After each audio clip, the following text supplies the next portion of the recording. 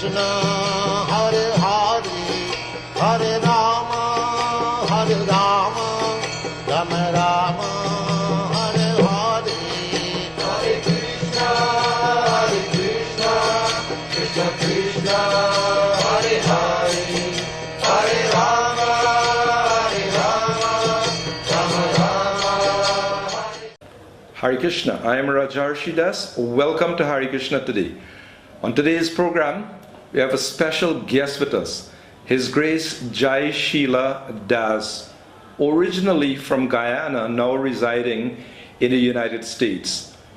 Jaya Sila Prabhu, welcome to Hare Krishna today. Thank you, Hare Krishna Prabhu.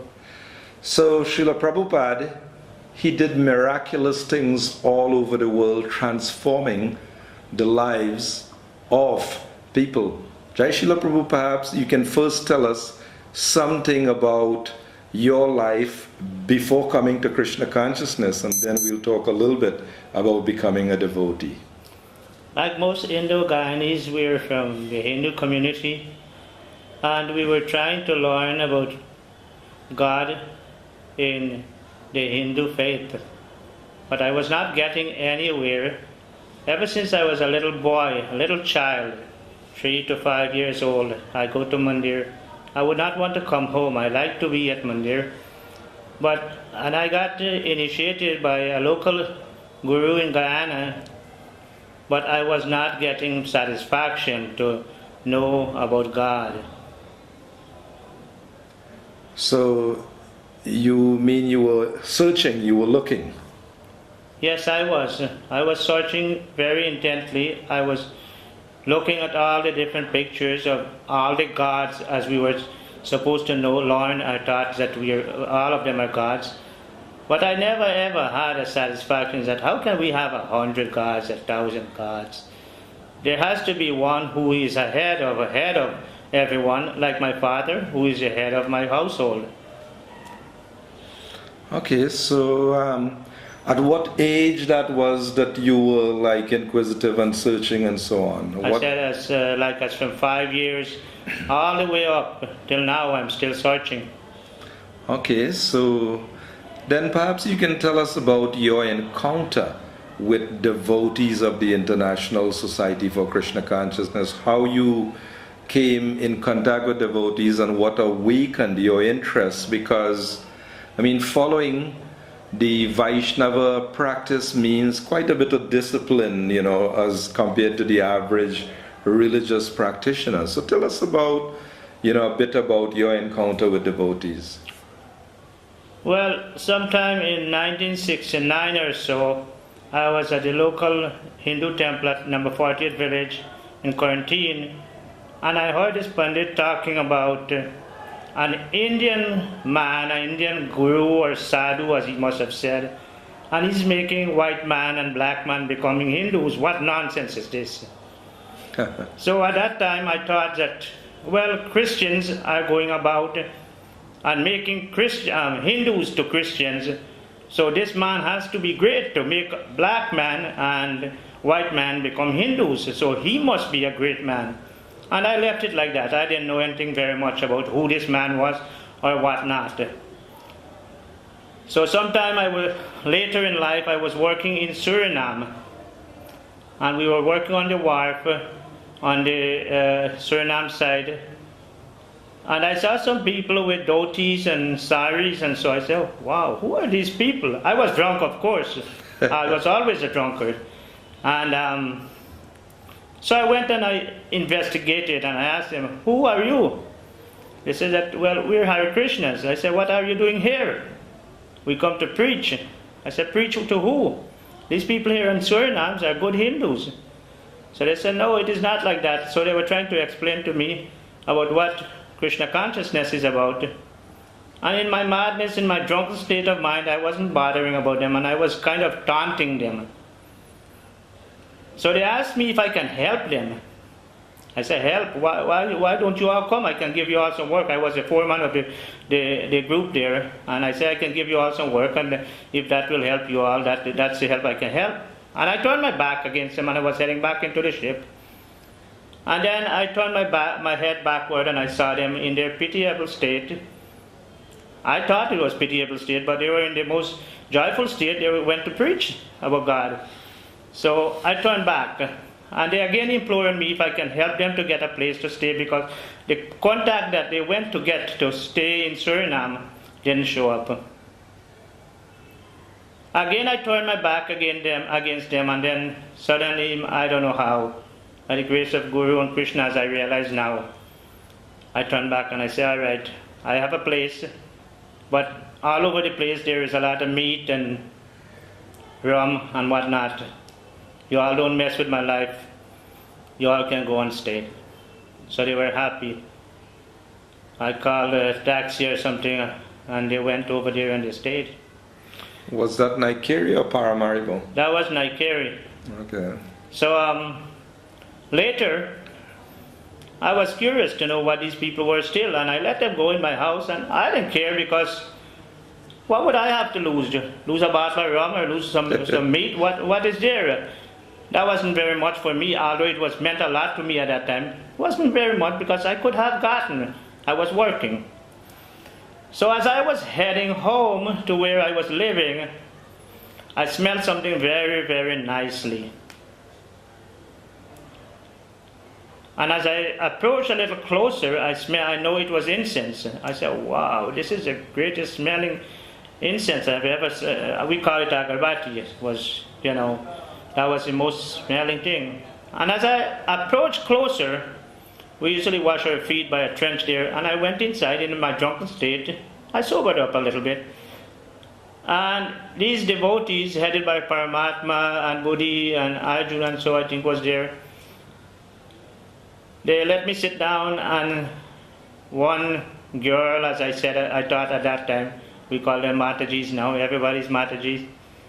She came with one plate of prasadam, one plate of food, and she gave me. I said, wow, no, you all don't have to do this. No, you all don't have to do this. No. I said, no, it's okay. I had tasted my first taste of real prasadam at that time. So I felt good, really good, really good. So I let them stay, and I went back to work.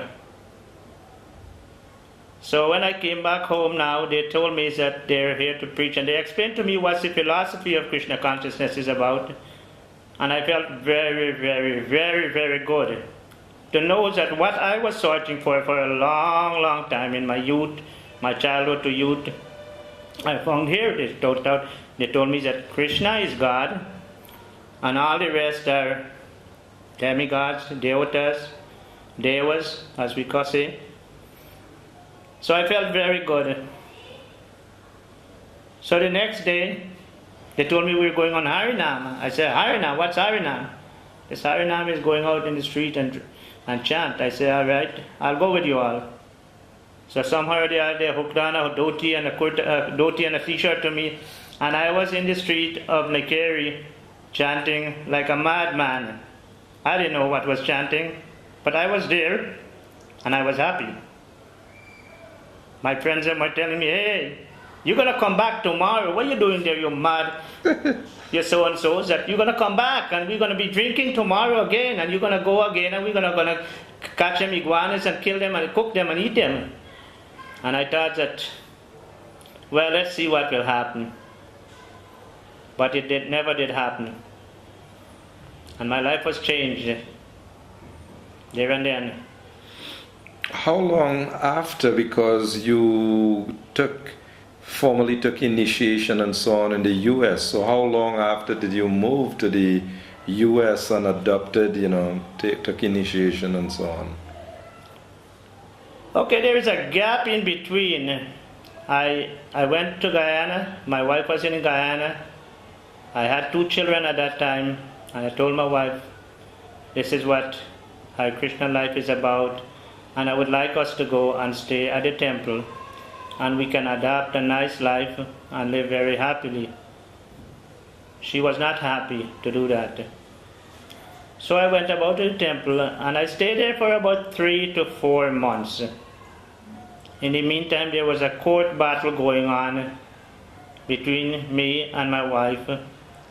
And included in my wife's side was my whole family, including a brother from America and everybody else. The only one who was on my side was my mother. So there was a court battle, and I had to leave the temple because I knew the temple, or I thought, I really don't know, I thought that the temple could not afford, and my heart was with my family, so I didn't know what to do, so I left the temple and I went back home. I went back to my old ways of life, unfortunately. But all my life that I was with my old ways of life, eating and drinking rum and eating meat and whatnot, I was always thinking, what am I doing? I thought for a very, very long time until finally I happened to come to the United States. And I said that, well, something has to happen with my life again. I have to change it somehow or the other. So what, you started to attend what, the Brooklyn Temple? I was looking for my mother one day. She went to work and I went to talk to her. And I heard some devotees chanting in the street. So I ran after them and I found out that there's a center in Brooklyn not far from where my mother used to work. She used to do a living job. So I went and talked to my mother too. My mother gave me a whole bunch of money. He said, look, go and give the devotees. This is what we're doing here. This is what we're after. We want to help. So my brother again, who was against me, the one from America, his name is Shore.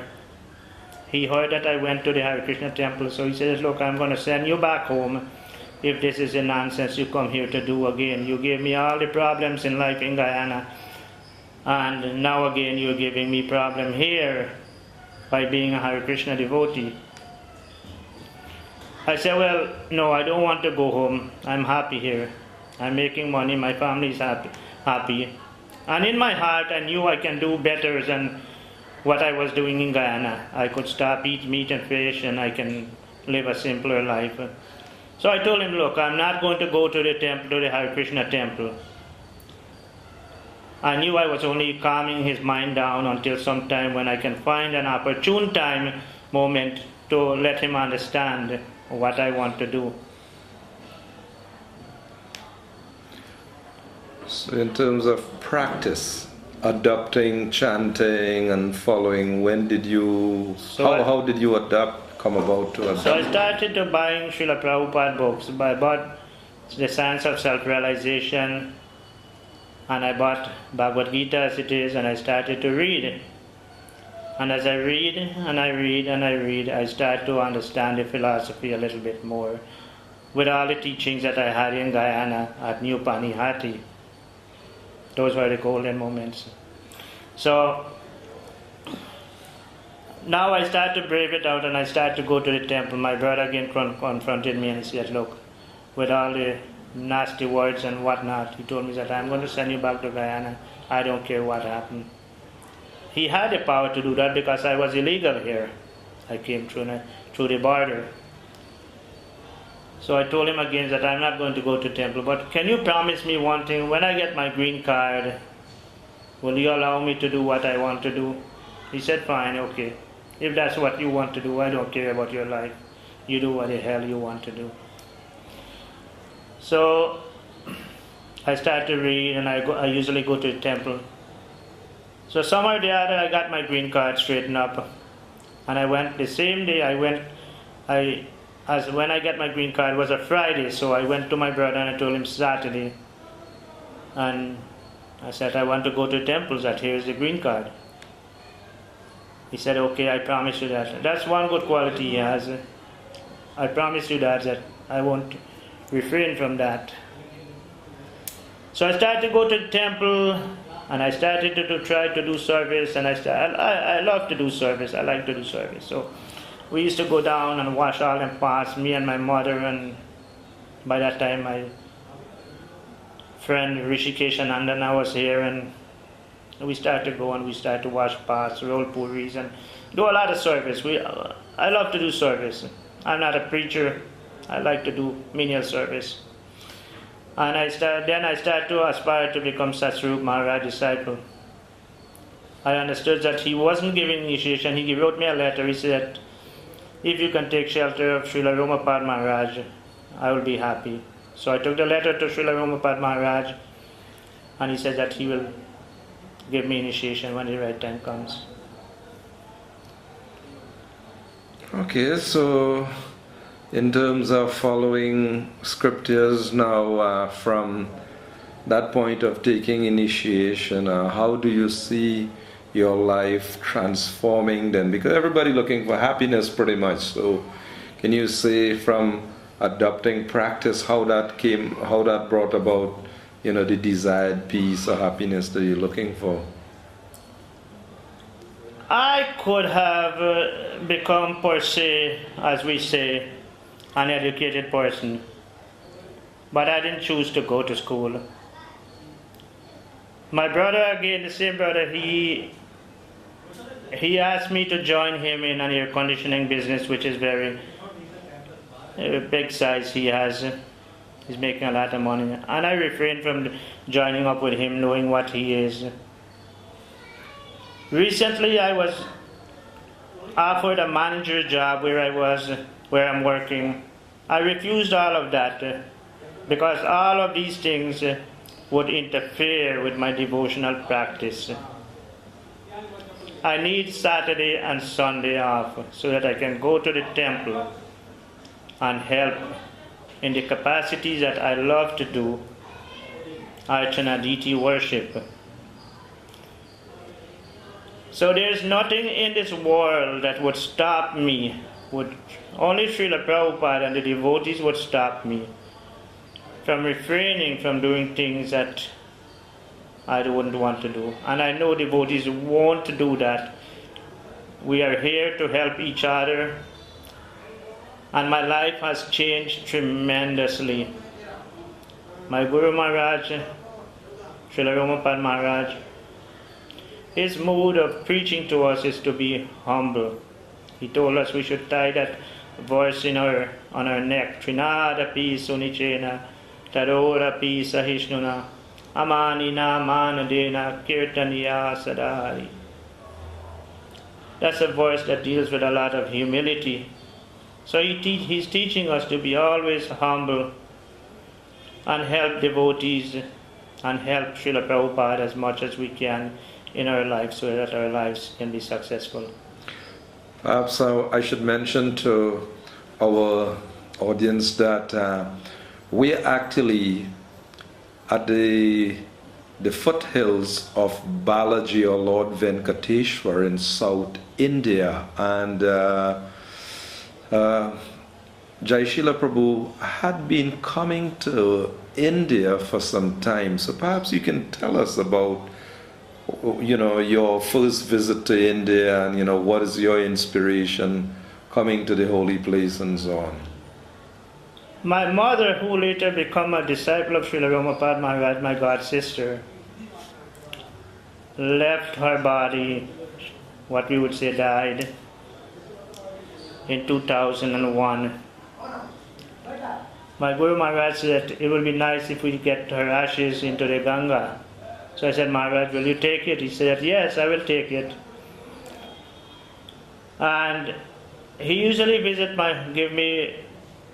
he usually come and to stay at my house in Florida during the month of November or December for a weekend or so, when he would go to Alachua temple and visit a local temple, Hindu Hare Krishna temple in Orlando. So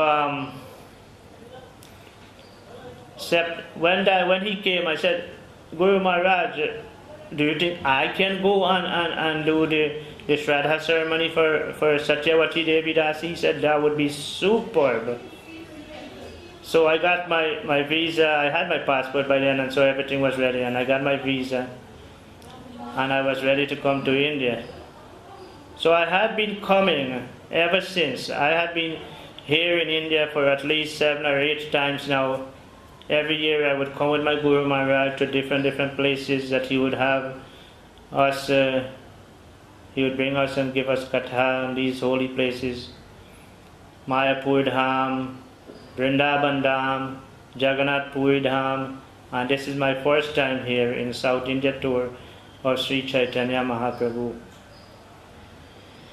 So, since you have been repeatedly coming, we could say that you find it to be an enlivening experience, because for a lot of people they're reluctant to take their hard-earned money to spend going all the way to India. So for you to repeatedly be coming, meaning that you see some higher benefit or some higher value in coming on pilgrimage.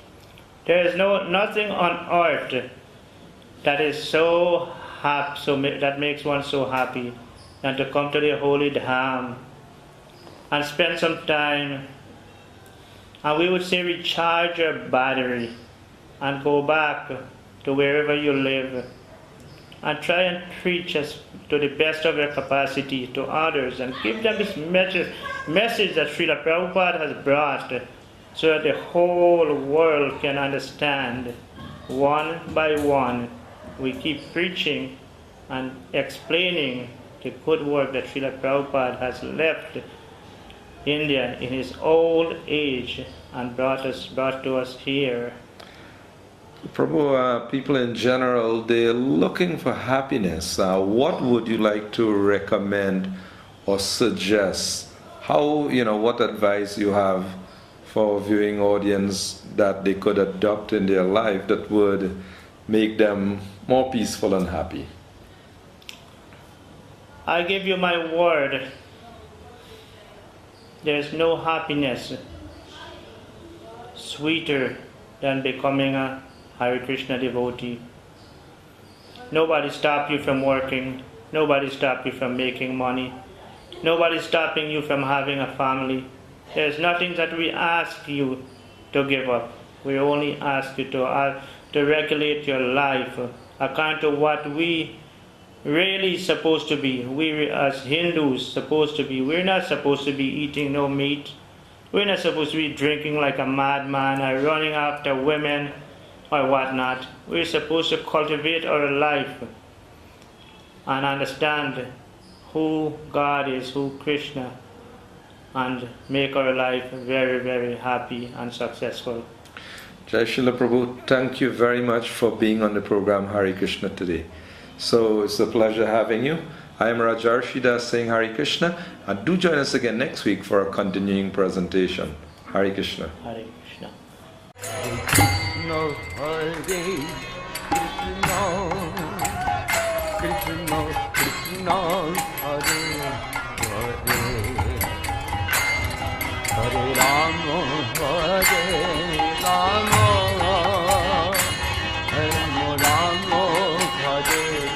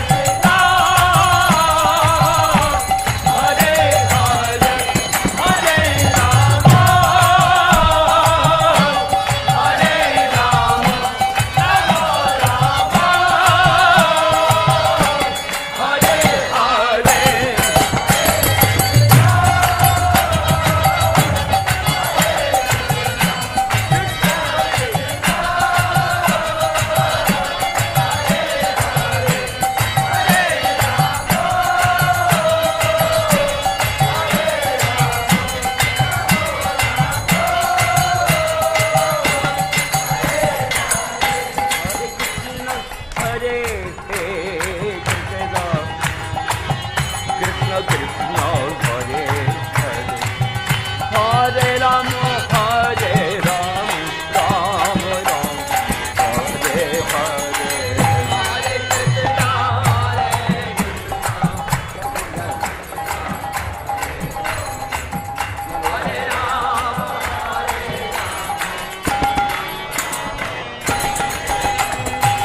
Hare Krishna Hare Krishna Krishna Krishna Hare Hare Hare Rama